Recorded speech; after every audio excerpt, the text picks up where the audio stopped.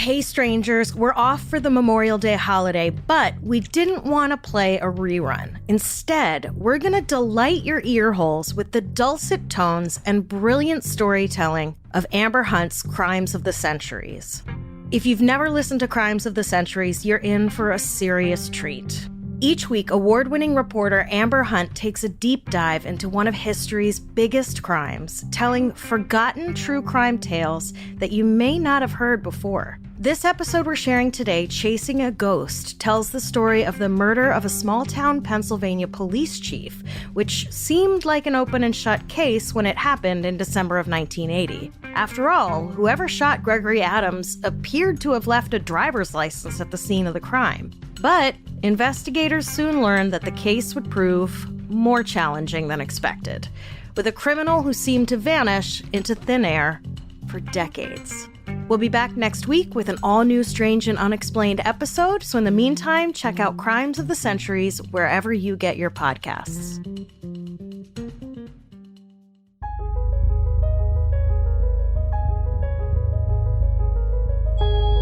Some crimes are so heartbreaking or shocking that they earn the label Crime of the Century. But the stories that made headlines in decades past aren't necessarily remembered today. I'm Amber Hunt, a journalist and author, and in each episode of this show, I'll examine a case that's maybe lesser known today, but was huge when it happened. This is Crimes of the Centuries.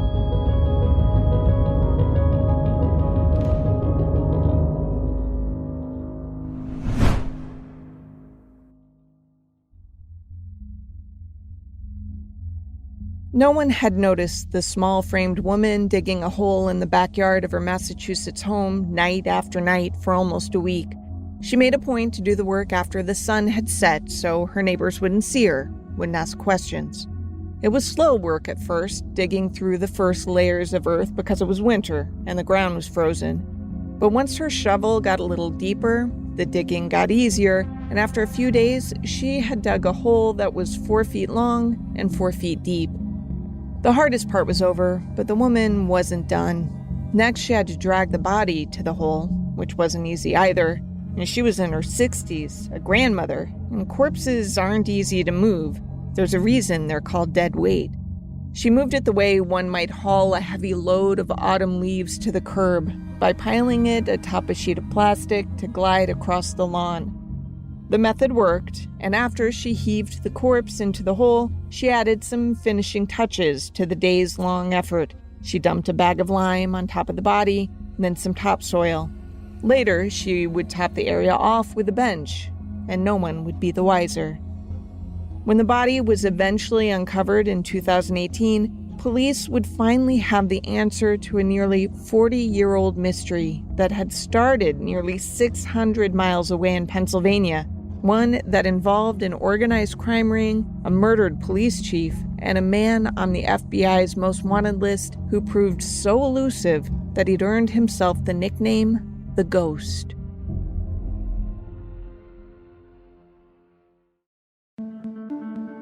In December 1980, Gregory Adams was living the small-town life he had always dreamed of in Saxonburg, Pennsylvania.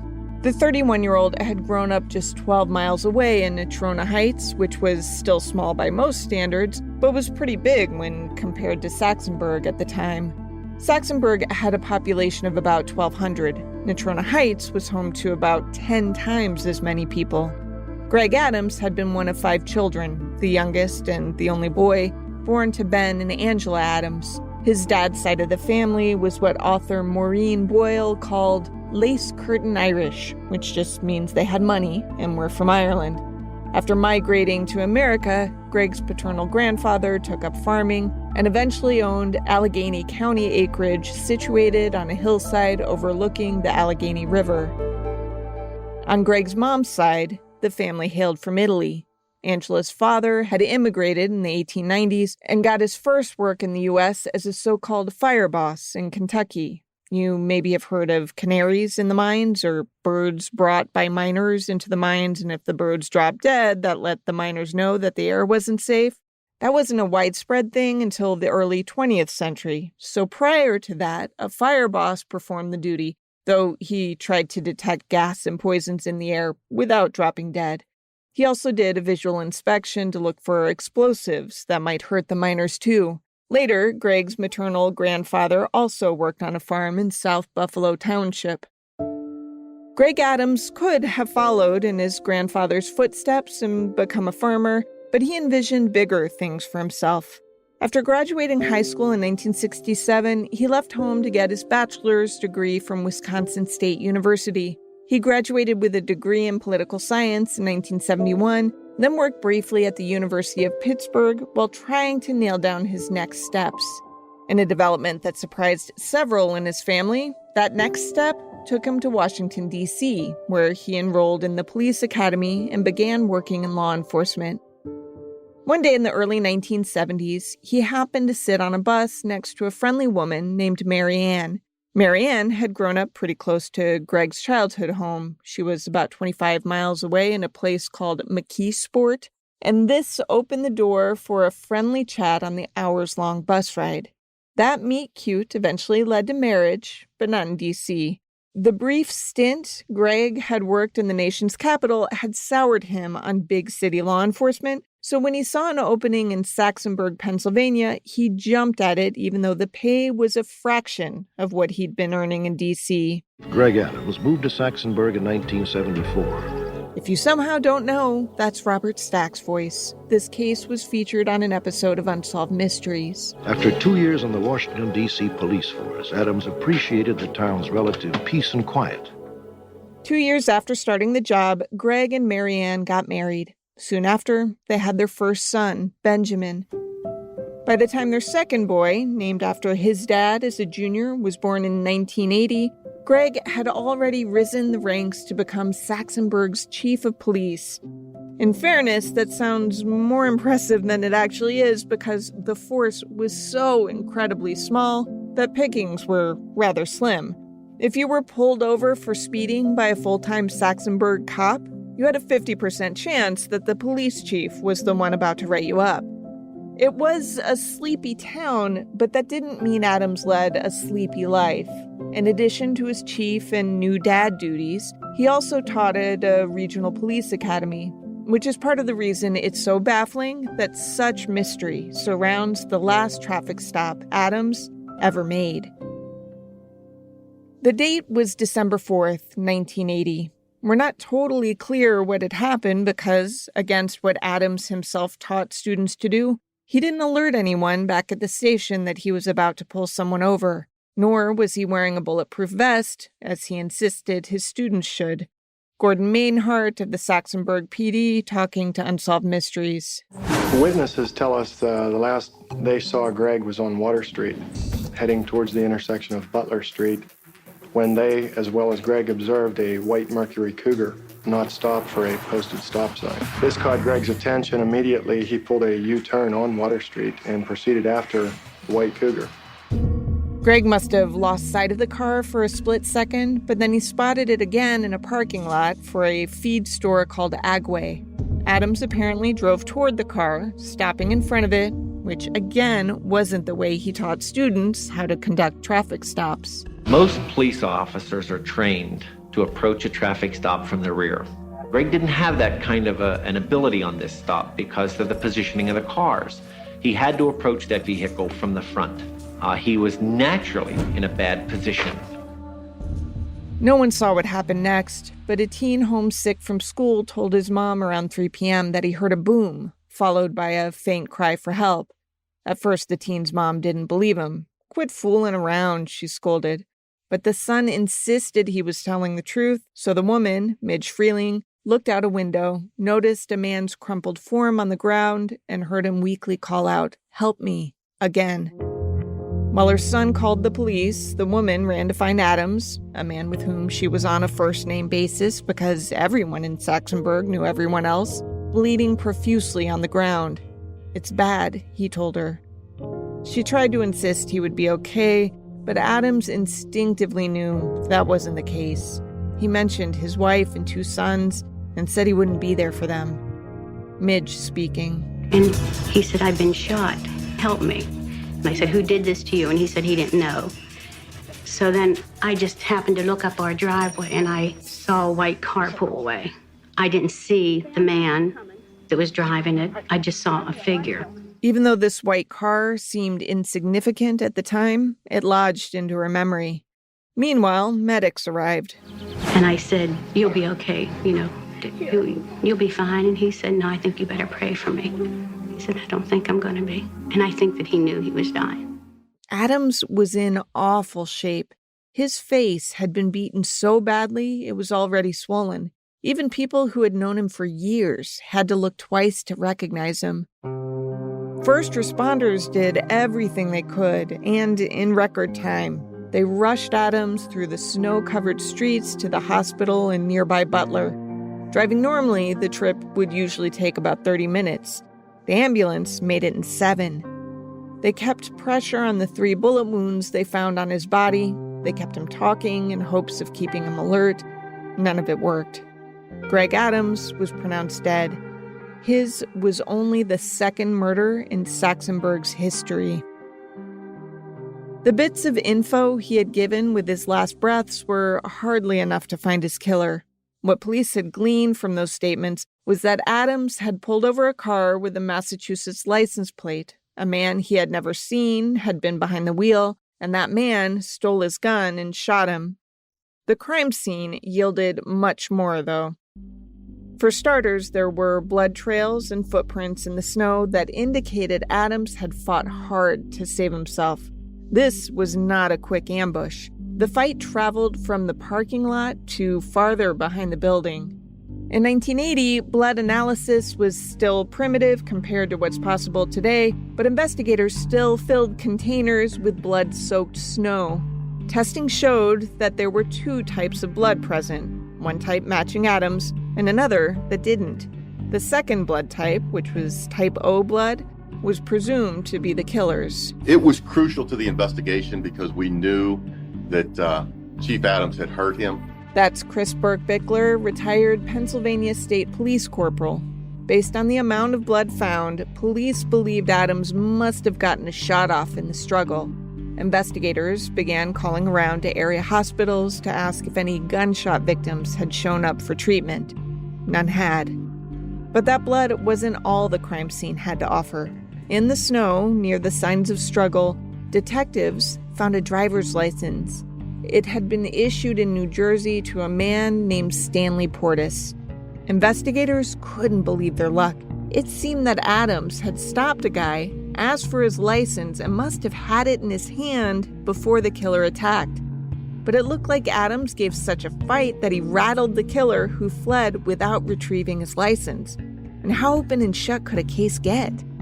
But as with most things that sound too good to be true, there was a catch. Investigators looked up Stanley Portis from New Jersey, and they found him. He had died in 1956, more than 20 years prior to his license being left alongside the mortally wounded police chief. Whoever had killed the chief had been using a dead man's name. Investigators' hopes sank. It became clear that finding Greg Adams' killer would be the most daunting task that had ever faced the small town.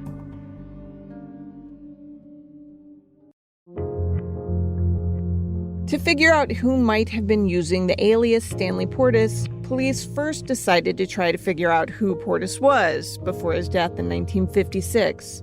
They started by going to the town listed as Portis's address on the driver's license left near Greg Adams' body. Portis had been born in 1930, which, had he been alive, would have made him 50 in 1980.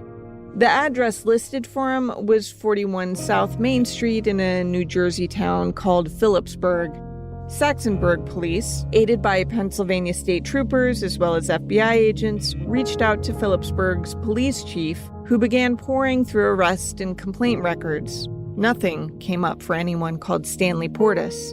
Undeterred, 2 Pennsylvania detectives traveled to Phillipsburg to check things out themselves. They checked out the address given, of course, but came up empty. That was disheartening, but they kept at it. Author Maureen Boyle, who wrote a book about the case, explained how in this era, police could only rely on shoe leather detective work that required talking to people, knocking on doors, and physically going through records. Because at that time, there was no internet and there weren't databases to look up. At first, police were rewarded with nothing but disappointment.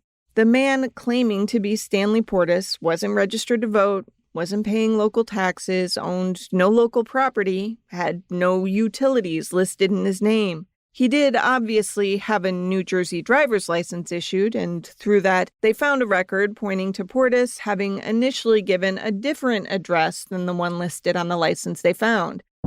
He apparently had first said he lived at the Holiday Inn on Route 22, which was across the Delaware River in Pennsylvania. Why someone would think that they could get a New Jersey driver's license using a Pennsylvania hotel address is anyone's guess, but not surprisingly, it didn't work. The man called Stanley Portis got the license after he came back with the new Phillipsburg address. But this Portis fellow didn't really live at 41 South Main Street, so detectives went to the local post office and asked around there. It so happened that just as the investigators were leaving empty-handed yet again, a mail carrier walked in and said, "Oh, hey, I remember a Stanley Portis providing a forwarding address."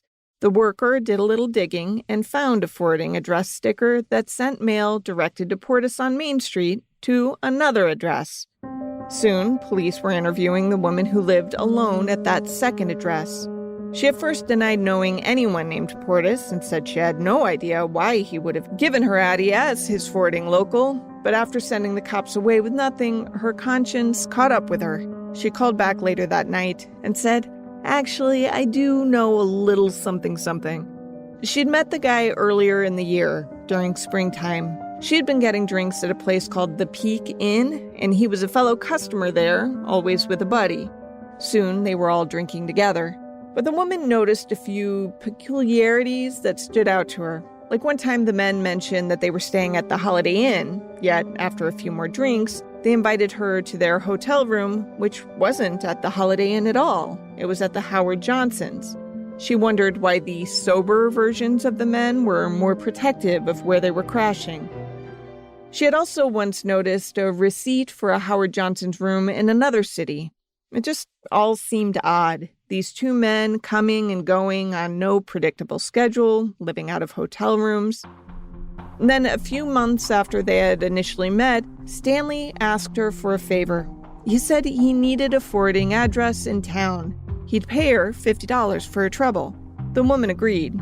When mail would come for Stanley Portis, she'd bring it over to the Peak Inn and give it to the manager, who always seemed to know how to reach Stanley. Police checked with that manager and learned he would send that mail back to the Howard Johnsons in town. Everything investigators checked seemed to lead them in circles, which was exhausting, but there were these tiny, almost imperceptible advances that kept propelling them forward. For example, Howard Johnson records showed that one time when Portis checked in, he jotted down registration info on the car he was driving. That registration led police to a blue Chevrolet Impala that had belonged to a car rental business located in Allentown, Pennsylvania. Police interviewed the owner of that business, who remembered Portis well because he'd been a regular customer for the better part of a year. One time, he had issued a refund check to Portis, which had been cashed at a bank in New Bedford, Massachusetts, and deposited into the bank account belonging to a woman named Lillian Webb. This ended up being the big break police needed. And that led to his identification. That coupled with talking to a wide range of people, and they were able to narrow down who it was that they were looking for. The suspect they sought was named Donald Webb, husband to the aforementioned Lillian Webb, and there had been a reason he had stumbled on the identity of long-deceased Stanley Portis as an alias, despite never having met Portis in life. Before Lillian's surname was Webb, it had been Portis. She'd been married to Stanley Portis for about 2 years when he died in 1956 of natural causes, rheumatic heart disease, an inflammation of the heart valves usually caused by rheumatic fever, which, by the way, isn't seen as often as it once was because it usually starts as scarlet fever, which nowadays we treat with antibiotics. Lillian and Stanley Webb had a son together, also named Stanley, though the younger Stanley eventually would go by the surname Webb in honor of Donald Webb, who had raised him as his son after marrying Lillian in 1962, on the day that happened to be the 6th anniversary of Stanley Portis's death. That was a lot of names and dates. What's important to know, though, is that Webb was a jewel thief, reportedly with ties to organized crime. Webb wasn't even his given name, by the way. He was born Donald Perkins in Oklahoma City in 1928. He was 2 years old when his mother died of tuberculosis, and his dad abandoned Donald and his older brother William at the funeral. They went to live with grandparents in Missouri, but life there wasn't terribly stable. The boys were ages 10 and 12 when they ran away the first time. But while Donald rebelled against his grandparents, possibly with reason if his claims of abuse are true, he still started using their last name as his surname rather than Perkins. When he was 16, he ran away again, this time for 2 years. During that stint away, he bounced between Colorado and California, working on farms and getting in trouble for petty theft and underage drinking. At age 20, he enlisted in the Air Force, but was dishonorably discharged a year later. After that, he basically ping-ponged between menial jobs and petty crimes. He'd spent a few months in jail here and there. Some stints behind bars were longer. He spent about 5 years in prison in the late 1950s after being convicted of larceny and bank robbery. It was after that he met and married Lillian Portis, whose son Stanley was around 6 years old. Becoming a husband and stepfather apparently did nothing to curb Donald's appetite for crime. FBI agent Thomas McDonald talking to TV news reporter Tim White. He was known to hang out on Federal Hill in Providence. He was known to associate with criminals in Fall River and New Bedford that fenced stolen goods through the patriarchal crime family. At the time of the shooting, Webb was a wanted man for a jewelry store robbery in New York. McDonald says Webb likely shot Chief Adams to avoid going back to federal prison. Evidence suggests Webb was injured in the scuffle with Adams. Police questioned Lillian about her husband Donald, but she wouldn't say much. He was never around, and whatever trouble they thought he might have caused had nothing to do with her, she insisted. That made police even more certain that they were on the right track, like the puzzle pieces were falling into place. Then, just as Christmas neared, word spread about another big break. The 1980 Mercury Cougar, believed to have been pulled over by Chief Adams, was located at a Rhode Island Howard Johnson's location. Blood inside the car was typed and, like the stranger's blood found at the crime scene, was type O. Police did some digging and found that Donald Eugene Webb, the guy they'd originally known as Stanley Portis, had type O blood. Just as 1980 drew to a close, a federal arrest warrant was issued for Webb. Soon after, Donald Webb was named one of the FBI's most wanted lists. What's interesting about this, though, is that despite it being an objectively big deal, Webb's inclusion didn't make many headlines outside of Pennsylvania, most notably near Pittsburgh, the closest big city to Saxonburg, where Chief Adams had been killed. In fact, if you look at newspapers outside of the state, you'd have a hard time knowing a manhunt for Webb was underway at all. So there was a reward for his capture, but no one was talking. No one was saying where he was. The search for him took them to Canada, to Miami, to a wide range of places. They interviewed people in California, in the Midwest, and they came up dry every single time.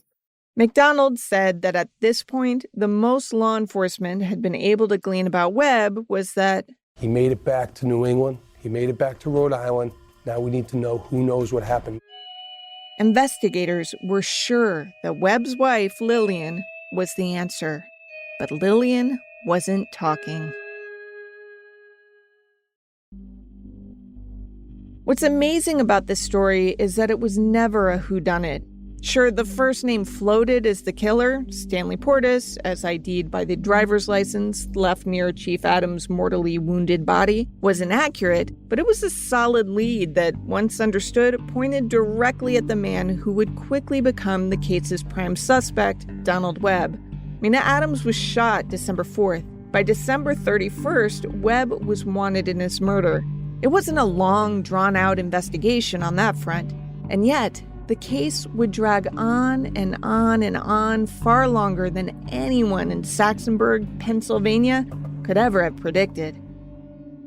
At the first anniversary of Adams's death, the Pittsburgh Post-Gazette ran a story titled, "Year Later, Police Slaying Suspect Still Free." Reporter Jerry Roberts wrote, quote, "The daily routines in Saxonburg are not very different than they were last year, but a sudden and brutal event in 1980, the pistol whipping of Adams with his own revolver, then his killing by 2 slugs fired from a Colt .25 caliber automatic pistol, shattered this otherwise peaceful town." End quote. A similar story ran the next year, and the next. Soon a decade had passed. Greg's widow, Mary Ann, raised her sons into men. They graduated high school and got jobs. They felt the hole his absence bore into their beings, an absence that would never go away, though was eventually softened by their mom's remarriage to a man who treated them kindly. In the 1990s, the case was featured on the TV show America's Most Wanted first, and then on Unsolved Mysteries. It appeared first in Season 2, hosted by Robert Stack, then later was repackaged in a Season 8 episode hosted by Dennis Farina. Tips came in both times, but none panned out. 2 decades passed, then 3. To their credit, investigators never gave up. This morning, the FBI has released some new photos of a Rhode Island mob associate wanted for killing a Pennsylvania police chief 4 decades ago. Agents say these photos have never before been seen by the public. The photos released in this newscast were of Donald Webb and his wife Lillian on a cruise. Police had been certain from the start that Lillian was key to solving the crime, so they came at her again and again to ask questions. They were still looking very closely in New Bedford, and they were really intent on following his wife because several of the investigators were convinced that she knew where he was. They even put up surveillance cameras on telephone poles trained on our house to see. She told them repeatedly she didn't know where her husband was, had no idea about him being involved in any crimes, and wanted desperately to just be left alone. When that didn't work, she moved away from New Bedford. Her new house in Dartmouth, Massachusetts, was harder to monitor, and yet Lillian still kept acting like she was being watched. Police knew she acted that way because, well, they were still watching her. She would do things like pull into the driveway and have the garage door closing behind her before she'd even cut off the engine. She'd take unnecessarily long routes home. Sometimes she would spot a cop trailing her and abruptly U-turn back home. This wasn't constant, of course. Other cases arose and took priority. For a while, one of the other names alongside Webb's on the FBI's most wanted list was James Whitey Bulger, leader of the Winter Hill Gang in Somerville, Massachusetts. He was by far the higher profile of the 2 New Englanders, at one point ranking second on the list behind Osama bin Laden. In Saxonburg, there were other crimes. An 8-year-old girl went missing in 1985 and was never found, but none that outranked the vicious murder of the town's police chief. To this day, when you Google crimes that happened there, Chief Adams is the first to come up. But the importance of the crime locally did nothing to bolster the resources the local department had to investigate it. It was a super small town then, and still is. Today it has fewer than 1,500 residents and is advertising for a part-time police officer.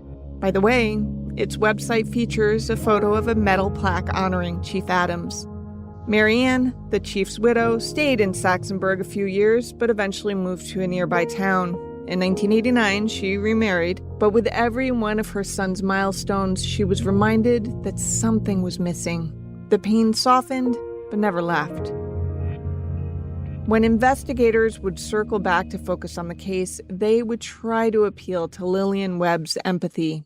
They would bring along photos of Greg Adams' sons and talk about how much it would mean to them to have that chapter of their lives come to a close. Lillian would never budge. Police had tried several times to get a search warrant for her home, but because they had no evidence that Lillian had been in touch with her husband, the application was denied. In 2005, Lillian filed for divorce from Donald Webb, claiming desertion. 2 years later, Webb was removed from the FBI's most wanted list. He'd been on the list longer than anyone else, but had been inactive for so long that authorities couldn't justify keeping him there. But they still circled back to the case time and time again, never letting go of the idea that Lillian held the key to answering everything. Finally, in 2016, investigators came at things another way. Instead of asking to broadly search Lillian's house, they asked for permission to look for photographs of Donald Webb, especially any taken after 1980. It was a narrow warrant, meaning police could only remove photographs from the house, but it was also broad in terms of where investigators could search because photographs can be anywhere, in cupboards and book pages, pretty much anywhere in the house. Because of that, investigators were allowed to search Lillian's basement, which they found was set up as its own sort of apartment. In a bedroom closet, they found a hidden compartment that housed a walking cane, something Lillian didn't need because, even though she was getting up there in age, she was still quite agile. Police couldn't take that cane with them, but they made note of it. When Chief Adams' family learned of the discovery, they were sure it was proof Lillian had been hiding Donald Webb ever since the shooting. They decided to do something about it. A civil suit filed against Webb's ex-wife, Lillian Webb, claimed there was a secret room inside the North Dartmouth home where a cane was discovered. Adams' family also named Stanley Webb, Lillian's son, as a co-defendant. Ironically, Stanley Webb, who you'll remember took his stepfather's last name rather than keeping his biological dad's, had grown up to become a police officer. Because it was widely accepted that his mother was harboring a cop killer, he was shunned by his brothers in blue. No matter, Stanley Webb moved on to far bigger and less legal things. And come 2017, he and a company he ran were being investigated for running a multi-million-dollar gaming and money laundering scam. This is a completely separate operation from anything Donald Webb was suspected of being associated with, so I won't spend much time on it. But it was a massive, multi-jurisdictional investigation involving more than 300 police officers. Prosecutors alleged that Stanley Webb's company, called Newtel Communications, helped place more than 100 illegal casino-like gambling machines in spots throughout Massachusetts, usually in places like gas stations and social clubs. The machines often looked legit, but were programmed so it was basically impossible for anyone to win. The investigation ultimately led to the seizure of more than $2.1 million, including $450,000 hidden in a secret compartment in Stanley Webb's home. Anyway, because of this unrelated case, police were able to get a second search warrant for Lillian Webb's home. This time, it was written in a way that allowed them to take as evidence the door to the secret compartment in the basement closet, as well as the door frame, the door latch, some coins, and the cane they had seen inside of the tiny room, which was about the size of a stand-up shower stall. Still, Lillian Webb, who was present for the search, insisted she had no clue what had happened to her husband Donald. But the experience must have rattled her, because a few days after the search, her lawyer sent police a letter saying she was finally willing to talk. The tale she told made headlines nationwide.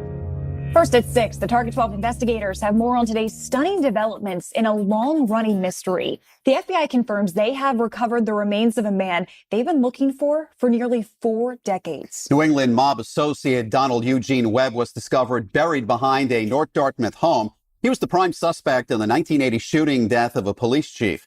Target 12 investigator Tim White broke this story, and he's here now with the latest. Tim? The FBI says Donald Eugene Webb died sometime in 1999. That means he was able to hide out for 19 years while police across the country were trying to track him down. In the end, it took shovels to unearth answers in a long-running mystery. What happened to fugitive Donald Eugene Webb? I received a call just moments ago from the FBI. Attorney Thomas King broke the news to Target 12 in a phone interview. He represents the widow of Saxonburg Police Chief Gregory Adams. Authorities say Webb gunned Adams down during a routine traffic stop in December 1980. We've not been told how he died or whether anyone's determined how he died. nor have we been told who buried him. King says Webb's ex-wife Lillian Webb led authorities to the remains buried behind a shed in her backyard because she was granted immunity from prosecution. Because, of course, Lillian Webb hadn't spilled her story because her conscience had gotten the better of her. Her immunity deal sparked some controversy, to be sure, but police were in a tough spot on that front anyway. They had no solid evidence before her confession, and while what she confessed was infuriating and obviously illegal, they only knew she had done those illegal things because she had confessed to them, which she wouldn't have done without immunity. Because of her confession, police learned that Donald Eugene Webb hid out in a secret room in the Massachusetts home of his ex-wife. That's where they found his remains last week, buried in the yard of the Dartmouth home. Investigators say that Webb had been badly injured by that police chief who broke his leg and ripped off his lower lip. Webb spent much of the rest of his life hiding from authorities in a room the size of a shower stall. Police had been sure, based on the amount of Webb's blood they'd discovered back in the day, that he'd been shot by Adams, but that wasn't the case. It turned out that Adams had physically fought like hell, causing the broken leg and torn lip, and also Webb had a disorder that caused him to bleed excessively. Regardless, people who lamented that Webb had lived the rest of his life on the lam at least found some satisfaction in knowing that Adams had permanently hobbled his killer, forcing him to use a cane the rest of his life. They also appreciated learning that even though he was technically a free man, Webb really kind of wasn't. For the most part, he lived in his wife's basement, terrified to walk the main floor for fear he'd be spotted and arrested. Whenever anyone came to the door, he would slip inside his hidden room. And sure, he got to leave now and then, but he was never really free. This is Chief Adams' son, Greg, talking to a reporter. Closure is a hard word for it, but to just have the knowledge that, you live like a rat, buried in the backyard like a dog. You take a dog or an animal in the backyard and bury it. Not a human being. Lillian said her husband died of natural causes on New Year's Eve of 1999. She'd spent night after night alone, digging a shallow grave in her backyard. He'd stayed there, undisturbed, for 18 more years. When police finally dug him up, they were able to close the chapter on one of the longest-running mysteries in New England history.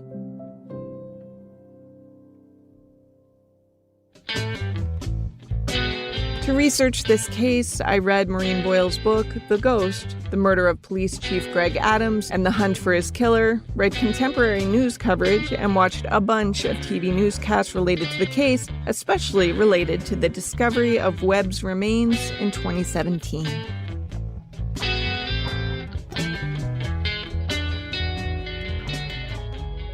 Crimes of the Centuries is a production of the Obsessed Network. To learn more about its shows, go to obsessednetwork.com. This case was researched and written by me, Amber Hunt, and produced by Garrett Tiedemann. Steve Tipton edited the script. Original music is by Bruce Hunt and Andrew Higley. Other music comes from Blue Dot Sessions and Universal Music Productions. If you like us, help us out by rating and reviewing us on Apple Podcasts. For more information or to recommend a case, go to centuriespod.com. On Instagram and Twitter, we're @CenturiesPod, and check out our Crimes of the Centuries podcast Facebook page.